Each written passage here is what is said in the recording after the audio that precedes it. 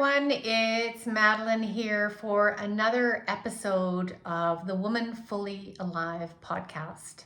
I'm so glad that you're joining me here. It is the transformational place for women at midlife to move through old patterns that keep them small, keep them staying safe, and prevent them from moving into their true potential, their true power, and their full expansion at midlife.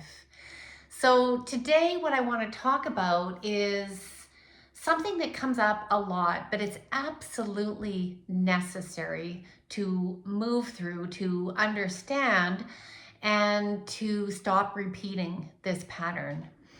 And what it is when you take things personally.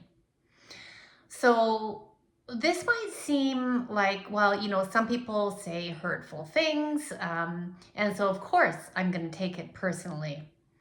But if we find ourselves getting really hijacked by things or that other people say or what other people do, we can really stop and prevent our own expansion. So if you think about people taking things that people say personally, it can feel like you've been punched in the gut. It can feel very hurtful, like it's a very clear and obvious feeling. And often that sends us kind of going backwards into a victim mindset of they shouldn't have said that or they shouldn't have done that. But the fact remains in present time that they did. So we can stay there and we can hope for an apology. We can start to move towards them and start to explain ourselves or to try to get them to change their minds. But the fact of the matter is that if this is a repeated theme in your life, it is something that really needs to be addressed because it won't get you anywhere. Even if they do change their mind, you're still going to be left with this wound of taking things personally.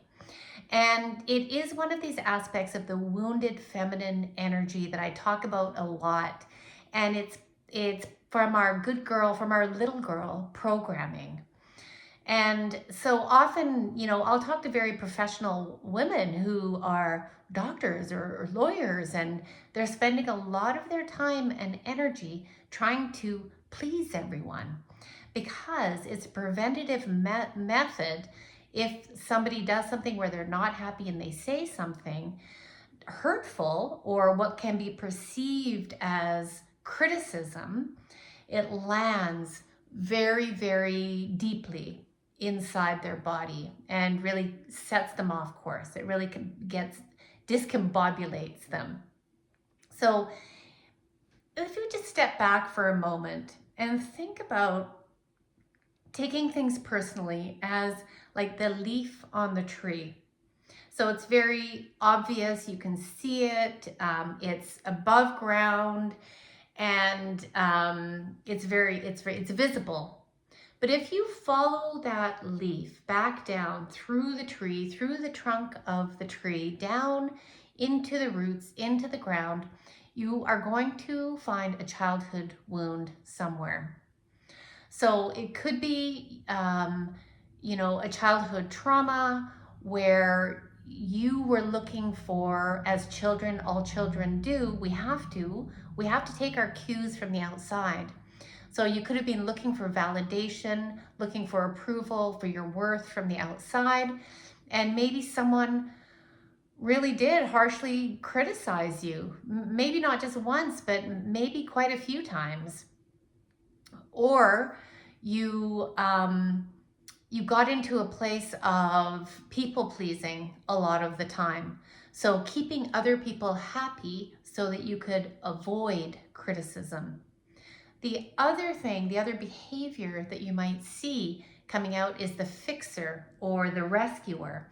So rather than just being able to let people be there in their pain or in their distress, you put on the rescue hat and you try to get in there and rescue them from their own pain.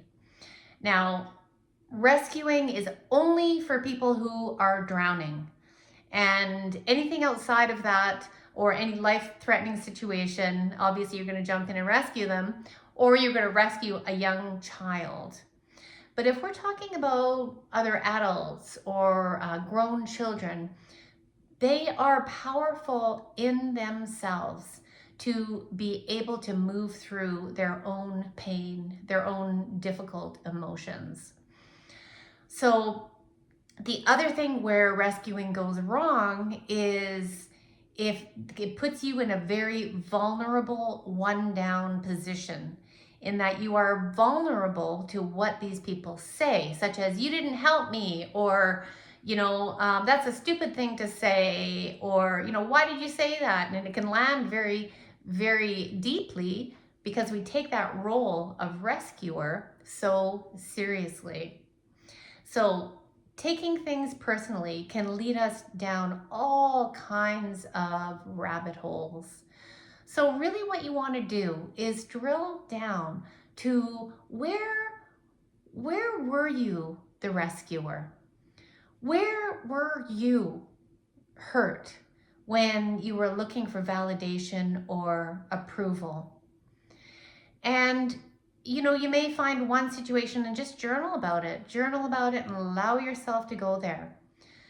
We'll work from the root up, and then I'd like to also work from the root down. So from the top down. So from the visible, from the leaf down the trunk. When you notice yourself, either in the moment or in retrospect, either going into rescuer mode or conversely taking things very personally, the first thing to do is don't do anything. So don't do anything. Don't jump into another survival pattern. Just allow it to be. And in that period of allowing things to be, you are going to find a lot of emotions coming up. You're going to find a lot of guilt in there. And just because you feel guilt doesn't mean that you've done something wrong. In fact, in this case, it means that you're finally feeling what you need to feel, that you've been protecting yourself from all this time. So you want to feel it, you want to breathe, you want to walk, you want to journal as you start to let go of these patterns. And know that on the other side of this is a whole new level of freedom. So you can start to notice already, if you're taking things personally, maybe there's something on your plate right now that felt very hurtful. Rather than going into the blaming and the shaming and the complaining about what they did or what they didn't do or what they said or what they didn't say, what is the emotion underneath there? What is it that you're avoiding by all this superficial chit-chat that's going on? What is really at the root? That's where you want to go. And you want to dig that out and feel it in order to release it. Now, I know a lot of the women that I've worked with, it can feel like a complete breakdown. And it is a breakdown of the old pattern so that your breakthrough can happen. Because if you are people pleasing, taking things personally, you are caught in the trap of a little girl in a woman's body. And I've even had clients say that to me. They'll say, like, I feel like I'm a little girl in a woman's body. And these are high-powered women. But we still revert to those old ways when we feel under threat. And what I mean by that is that our self-esteem, our self-worth, and our self-confidence feels under threat. And that's an old way. And so you can remember with great delight that this is a little girl pattern. And when you start to move through it, you might find a lot of tears coming out, because what's coming out is that pattern. that old energy, that old way of being.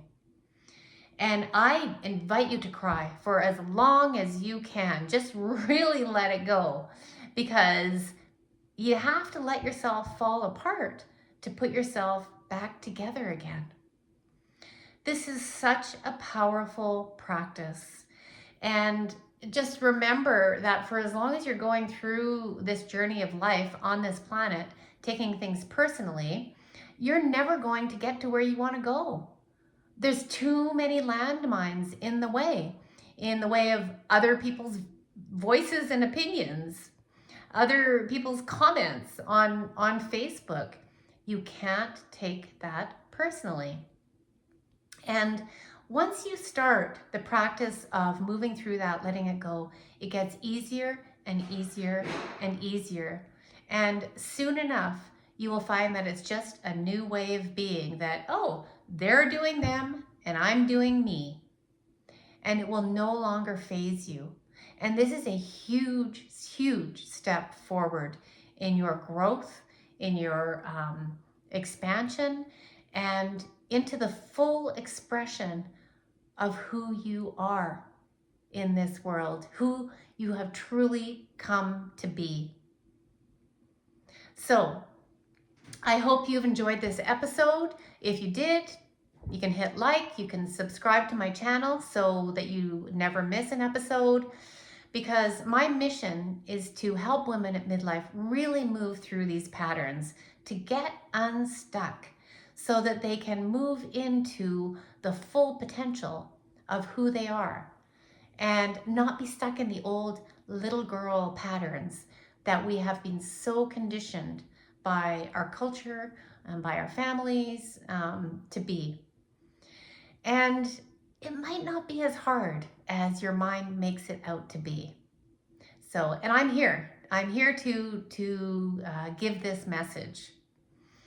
So I hope to see you in the next episode. And in the meantime, you can reach out, you can leave a comment, and we can also set up a free chat if you're interested in looking into working with me in one of my many programs. All right, thanks for watching Woman Fully Alive.